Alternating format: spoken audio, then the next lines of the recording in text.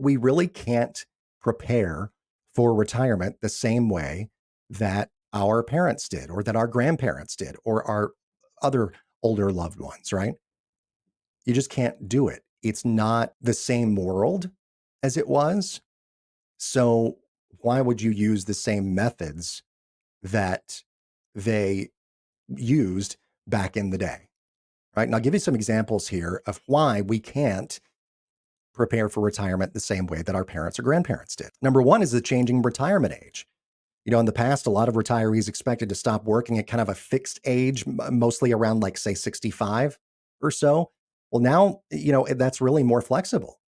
Some people are working into their 70s, maybe even longer than that. Many others retire earlier than that. So the important question to ask yourself here is, when do you want to retire? And that is why you want to get a plan in place as early as possible so that you can kind of circle that date on the calendar, right? And that have that goal to be working toward. And then if any changes or adjustments need to be made along the way, including an adjustment to that date, you can make that adjustment, right? You can do that. Longer life expectancy. Yeah, even after COVID, people are living longer. And that means that retirement savings are going to have to last longer as well. It increases the need for more significant savings, potentially more predictable investment strategies. So do you have guaranteed income as part of your retirement plan? I can help you with that. And yeah, I said guaranteed income. And why is that so important? Well, because two things. One, yeah, having one big nest egg sort of number in retirement is great. That's a great goal to set for yourself. But too many people focus on accumulating one big nest egg and say, well, that's going to be what I'm going to live on in retirement. Well, are you sure that you can live on that in retirement?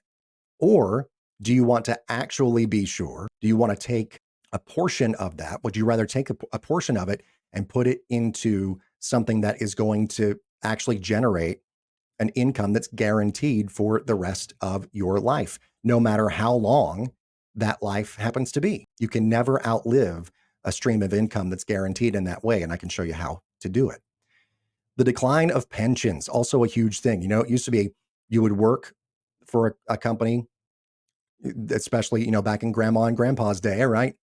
You'd work for a company for 40 years, you'd retire, you'd get your gold watch, and you'd have a pension. And a pension was guaranteed income for the rest of your life, and perhaps for other individuals as well, maybe a spouse also. And by the way, that sort of personal pension thing that I mentioned a moment ago, we can set that up to be, not only making payments for your life, but for, if you have a spouse, for their life. If you have a partner, for their life, or you can leave a death benefit to a partner or a spouse, or, a dear friend or whomever. The rainbow is all encompassing here, and we can make plans to fit no matter who you are and no matter your particular situation. That's what it's all about, really, is tailoring it for you. But the pensions, that we used to get from corporations after retiring for 40 years, after working for 40 years and then retiring, I should say, they've become a lot less prevalent. I mean, just a small fraction of private companies now offer a pension plan. And so once that shift started happening a few decades back, started shifting the responsibility of retirement planning onto the individual. The onus is on you. But here's the thing, though. Many people who I work with, and I'm honored to work, really love the personal pensions that I have helped them establish, because that is guaranteed income. It is truly a personal pension. It is that income for life that you can never outlive. There are plenty of options out there and different types of these sorts of personal pensions that we can help you sort of navigate through and decide which one might be best for you. And if that's something that interests you, just go to the website, takeprideinretirement.com, schedule a consultation, or call 855-246-9211. Challenges to Social Security, of course, are, always prevalent. Concerns about the long-term sustainability of Social Security have increased. New report finding that Social Security recipients face about a 20-ish% cut when the trust fund that funds the old OASI, Old Age and Survivors Insurance Trust Fund, that funds that part of Social Security, When it runs dry here in about a decade or so, you're going to face a big cut to benefits if nothing is done. And really and truly, nobody is saying what we're going to do to stabilize the plan.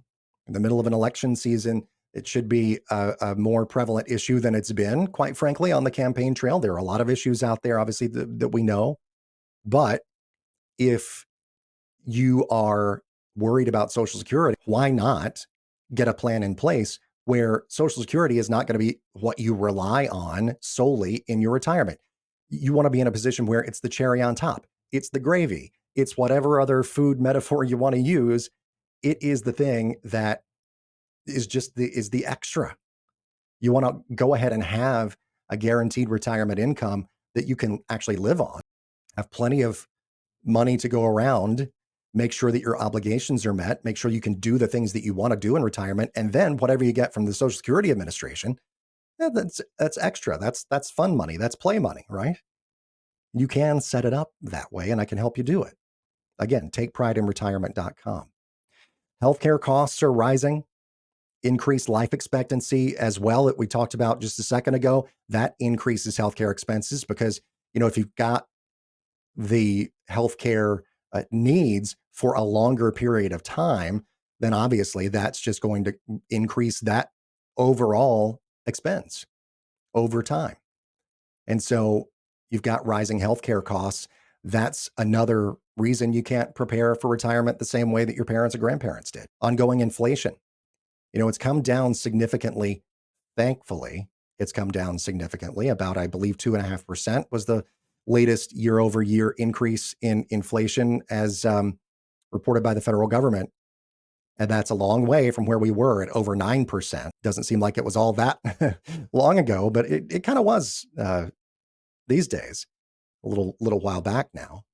But it still has eroded the purchasing power that we have, right? If things cost more, the dollar doesn't go as far. Thankfully, wages have started to keep up with inflation, but still, it is hard as an individual to keep up when your personal salary is not keeping up, when your personal level of income is not keeping up. So it's really important, really necessary to save more, invest wisely, and combat the effects of inflation on your retirement savings.